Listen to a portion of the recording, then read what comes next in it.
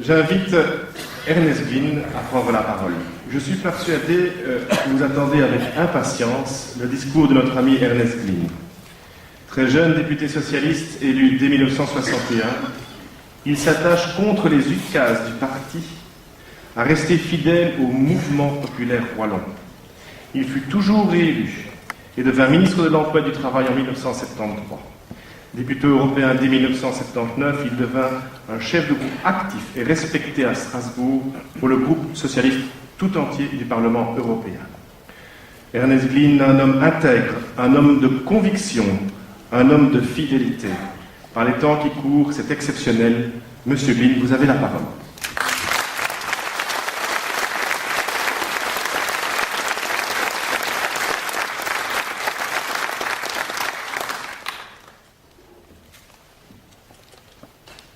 Chers compagnes et compagnons du bon combat wallon, de ce bon combat que nous seuls incarnons en Wallonie, imposons et imposons. Mes chers compatriotes venus de la France d'outre-Quiévrin, Monsieur le Président, Mesdames, Messieurs, je suis devant vous porteur de deux références. L'une indique toujours mes 26 années de présence au Parlement européen depuis 1968, avant et après l'élection directe de cette institution. Institution qui est un des piliers d'une Europe assurément indispensable, mais mal construite, et qu'il faudra absolument reconstituer à mains égales. L'Europe, oui, bien sûr, mais pas n'importe laquelle. Et une des exigences qu'à cet égard, nous devons formuler en tant que Wallons, est que les États membres devraient représenter des nations cohérentes en leur sein d'abord, pour pouvoir être convergentes et associées dans un destin commun. Notre problème est qu'il n'y a pas de nation belge et qu'il n'y en a, à quelques épisodes près, jamais eu, sauf des apparences sans durée et en surimpression. L'État belgique est une création de puissance non mandatée par les peuples qu'il a mis en cohabitation. Beaucoup plus artificiellement en 1831 que les Tchèques et les Slovaques ne l'ont été dans le cadre de la Tchécoslovaquie après la Première Guerre mondiale. Cet État a été l'objet d'appellations révélatrices, Belgique de la Belle Époque, Belgique de grand-papa, de papa, etc. Et aujourd'hui, dans la belgitude, il y a une nation flamande. Une nation flamande qui piaffe en beaucoup de ses cercles dirigeants, en attente de la création déclarée de son État. Un ministre toujours en fonction n'a-t-il pas déclaré que la frontière linguistique est une frontière d'État? Comment appeler ce qui est ainsi sous des coups?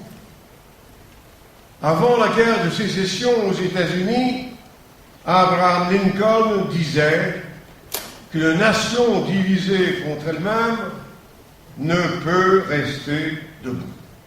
Moi qui ai passé 50 ans de ma vie en affilié à un parti socialiste de l'Internationale socialiste, et avec tant de copains, camarades et amis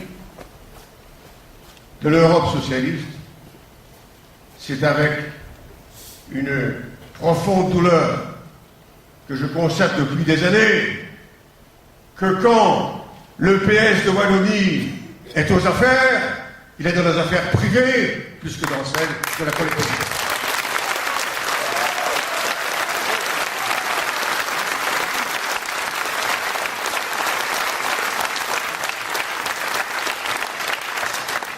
L'embarras de l'élection régionale en cours est bien là pour les grands. Comment être rivaux en étant complices dans les jeux du pouvoir?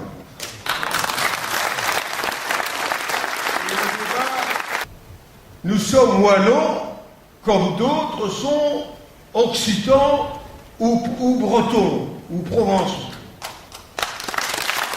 Nous sommes d'une appartenance nationale présentement en marge.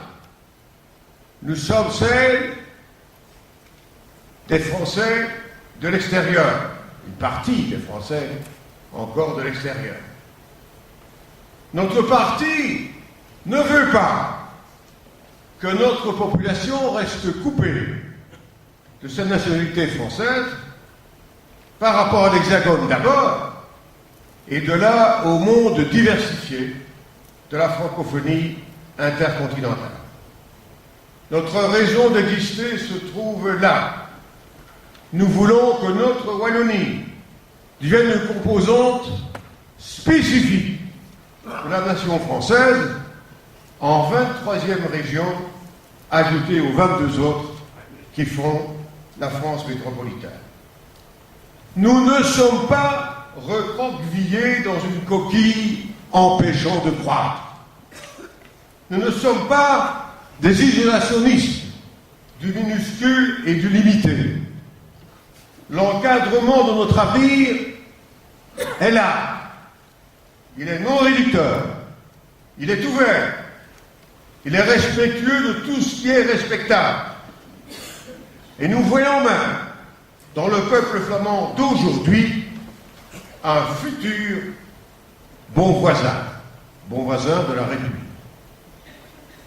Nous savons aussi que notre langue et notre culture, tous les apports étant réunis dans leurs multiples spécificités, n'ont pas une mère morte pour destination.